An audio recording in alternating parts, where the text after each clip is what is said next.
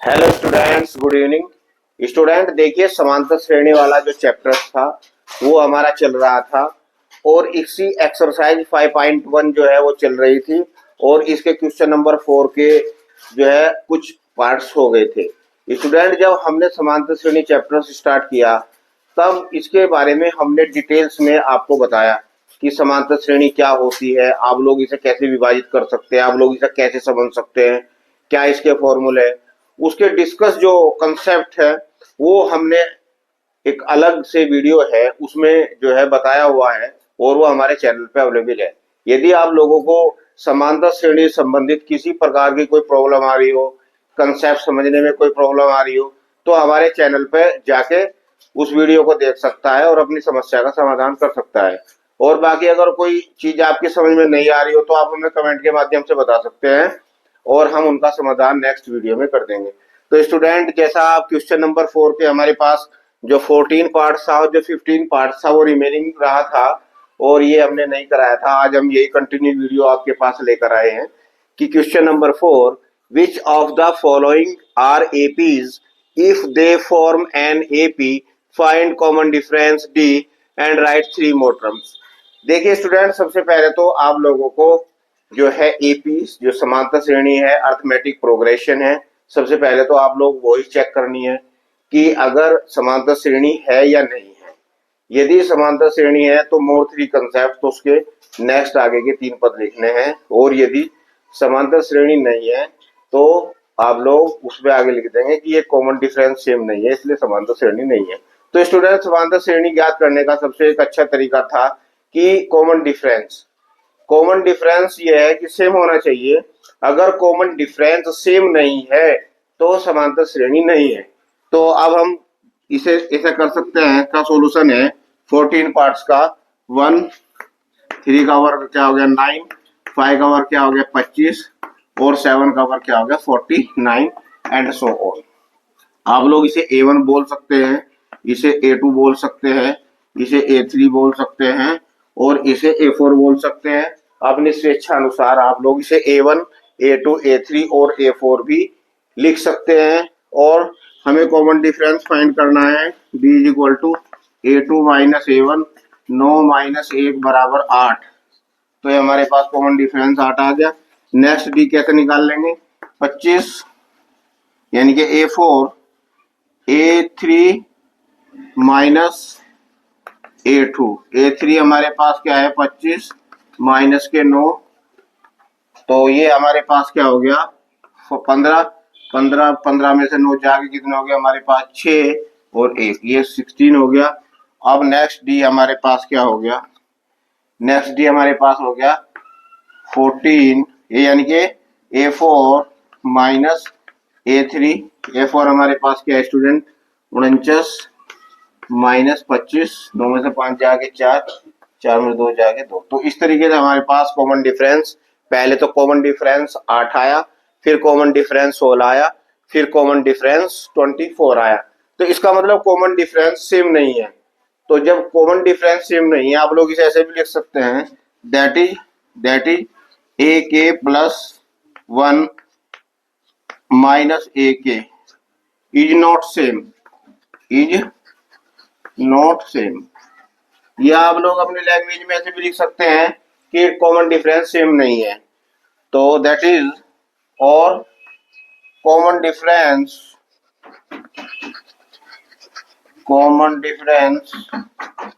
Is not same, common difference is not same. तो common difference same नहीं है, तो hence above series is not an AP, ये हमारे पास एपी नहीं है। तो जब हम एपी ही नहीं है तो इसका मतलब ये है कि इसके आगे की 3 टर्म्स आप लोग ज्ञात नहीं कर सकते, क्योंकि सबसे पहले तो आप लोगों को यही चेक करना था कि ये समांतर श्रेणी है या नहीं है।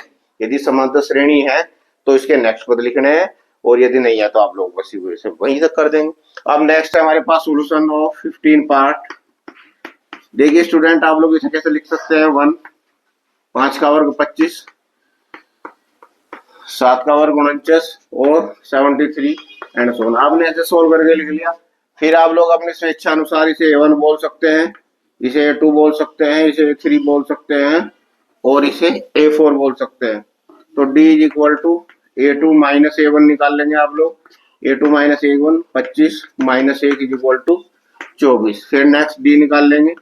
A3 माइनस A2 49 माइनस 25 4 24 आ गया।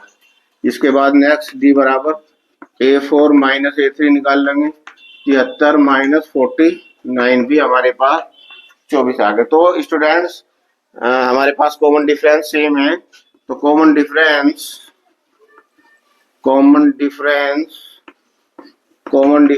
Is same, hence above series is in AP। above series हमारे पास AP है क्योंकि कॉमन डिफरेंस हमारे पास यहाँ पे 24 है, यहाँ पे 24 है, यहाँ पे 24 है। तो जब कॉमन डिफरेंस 24 है तो इसका मतलब ये हमारे पास एक अर्थमेटिक प्रोग्रेशन है। इसके अब जब अर्थमेटिक प्रोग्रेशन है तो अकॉर्डिंग टू द प्रॉब्लम्स की राइट थ्री मोर टर्म्स यानी कि आगे के आने वाले पद निकालिए। यानी कि A4 तक आप लोगों के हाथ है। A5 निकालेंगे आप लोग। A5 equal to A plus, हमने बताया था आपको 5 से कम 4D। A5 equal to A plus 4D। A हमारे पास क्या है? A हमारे पास क्या है? यानी कि A1 1 है प्लस के 4 इंटू D हमारे पास 24 है। तो 1 प्लस 16 4 दूनी 8 और 1 9 equal to 97।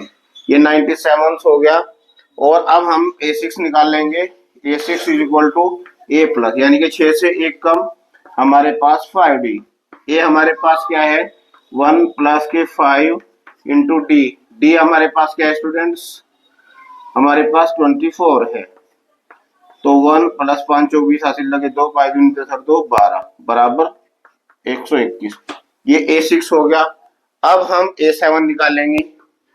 A7 is equal to A plus 7 से 1 कम 6D, यानी कि 1 प्लस 6D। D का मान हमारे पास क्या है?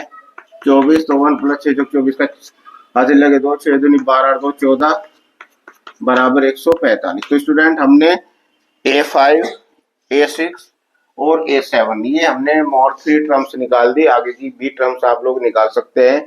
बस आप लोगों को थोड़ा सा कंसेप्ट ध्यान रखना है कि यहाँ 7 होगा तो यहाँ 6 होगा, यहाँ 8 होगा तो यहाँ 7 होगा क्योंकि एक कम। ये फॉर्मूला ये आता है फॉर्मूला क्योंकि जब हमने समांतर श्रेणी स्टार्ट की थी तो काफी डिस्कस किया था और ये बताया था आपको कि ये फॉर्मूला n वापद an equal to n plus 1 minus D होता है। आप लोग इस फॉर्मूले के अकॉर्डिंग कोई सी भी टर्म्स निकाल सकते हैं। यहाँ पे n बराबर 1 रिप्लेस कर देंगे। n बराबर 1 रिप्लेस करने पे हमारे पास पहली टर्म्स आ जाएगी।